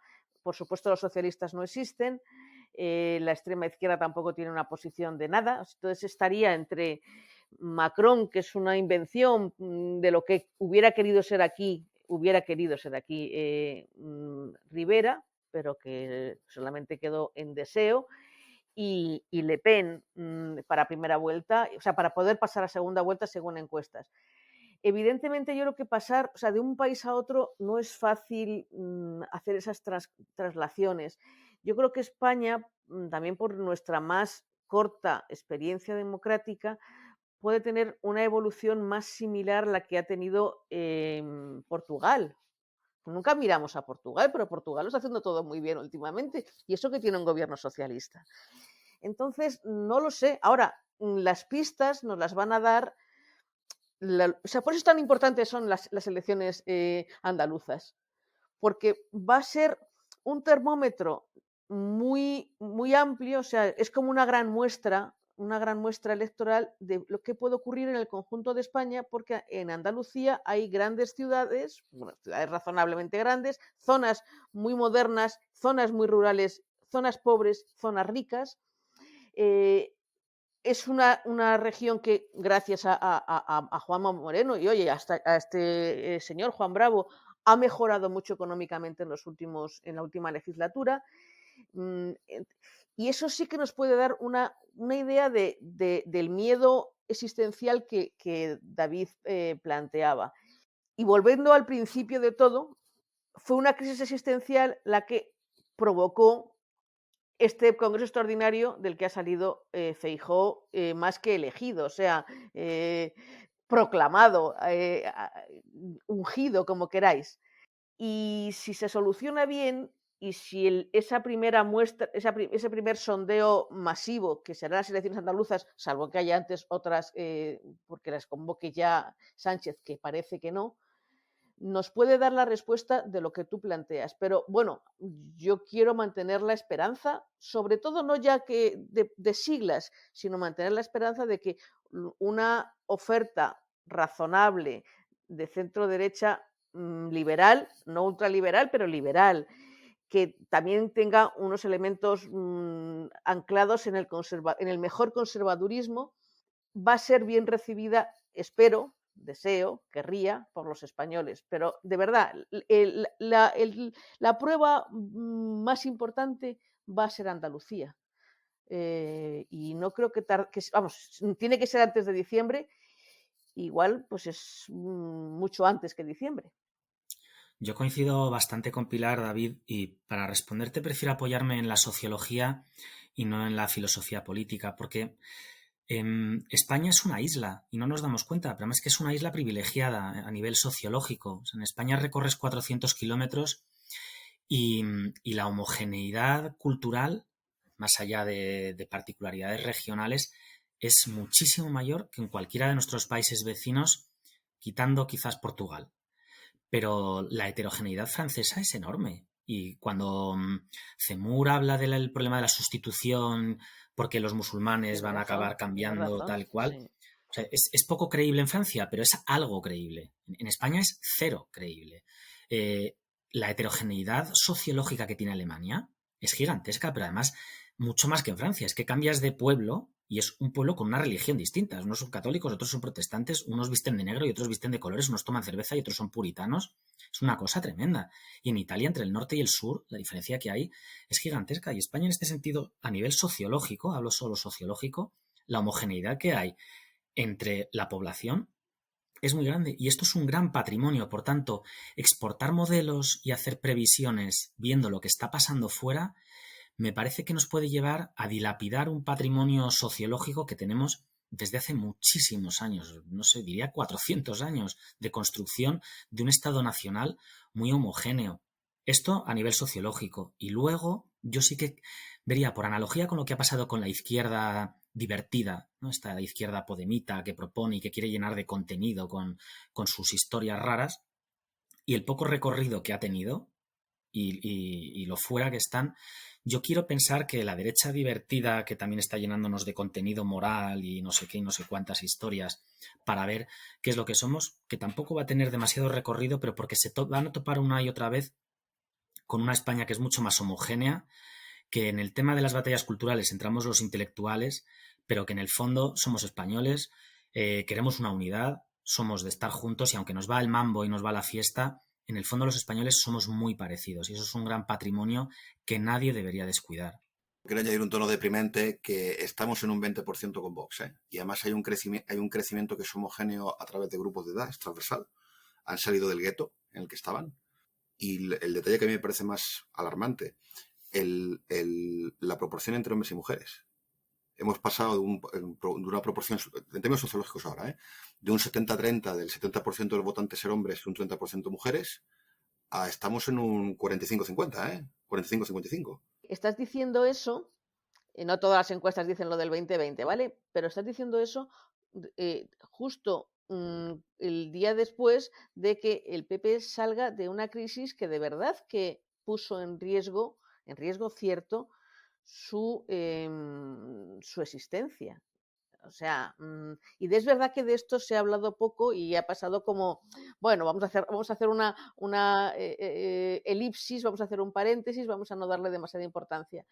Pero yo creo que objetivamente la tiene. Entonces, si hay una resistencia, ahora mismo lo que le ocurre al señor Feijóo es que tiene todo el margen para seguir avanzando, no para quitarle 5 votos a Vox, sino para seguir avanzando, y que si alguien tiene que irse a la papelera de la historia sea Sánchez y sus socios, porque pierdan no la mayoría, sino el afecto hasta de los más partidarios de sus votantes. A mí me parece que eso sería lo razonable, pero claro, ahora hay que convencer a la gente con, como tú dices, un programa, propuestas, un poquito de seriedad y sin ataques de celopatía, si fuera posible. Si fuera posible.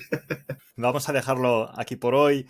Han surgido, como siempre, varios temas que ameritan pues, su propio programa, así que bueno, iremos viéndolo para próximas ocasiones. Muchas gracias a Pilar Marcos por acompañarnos. Gracias a vosotros, de verdad. También a Armando Cerolo.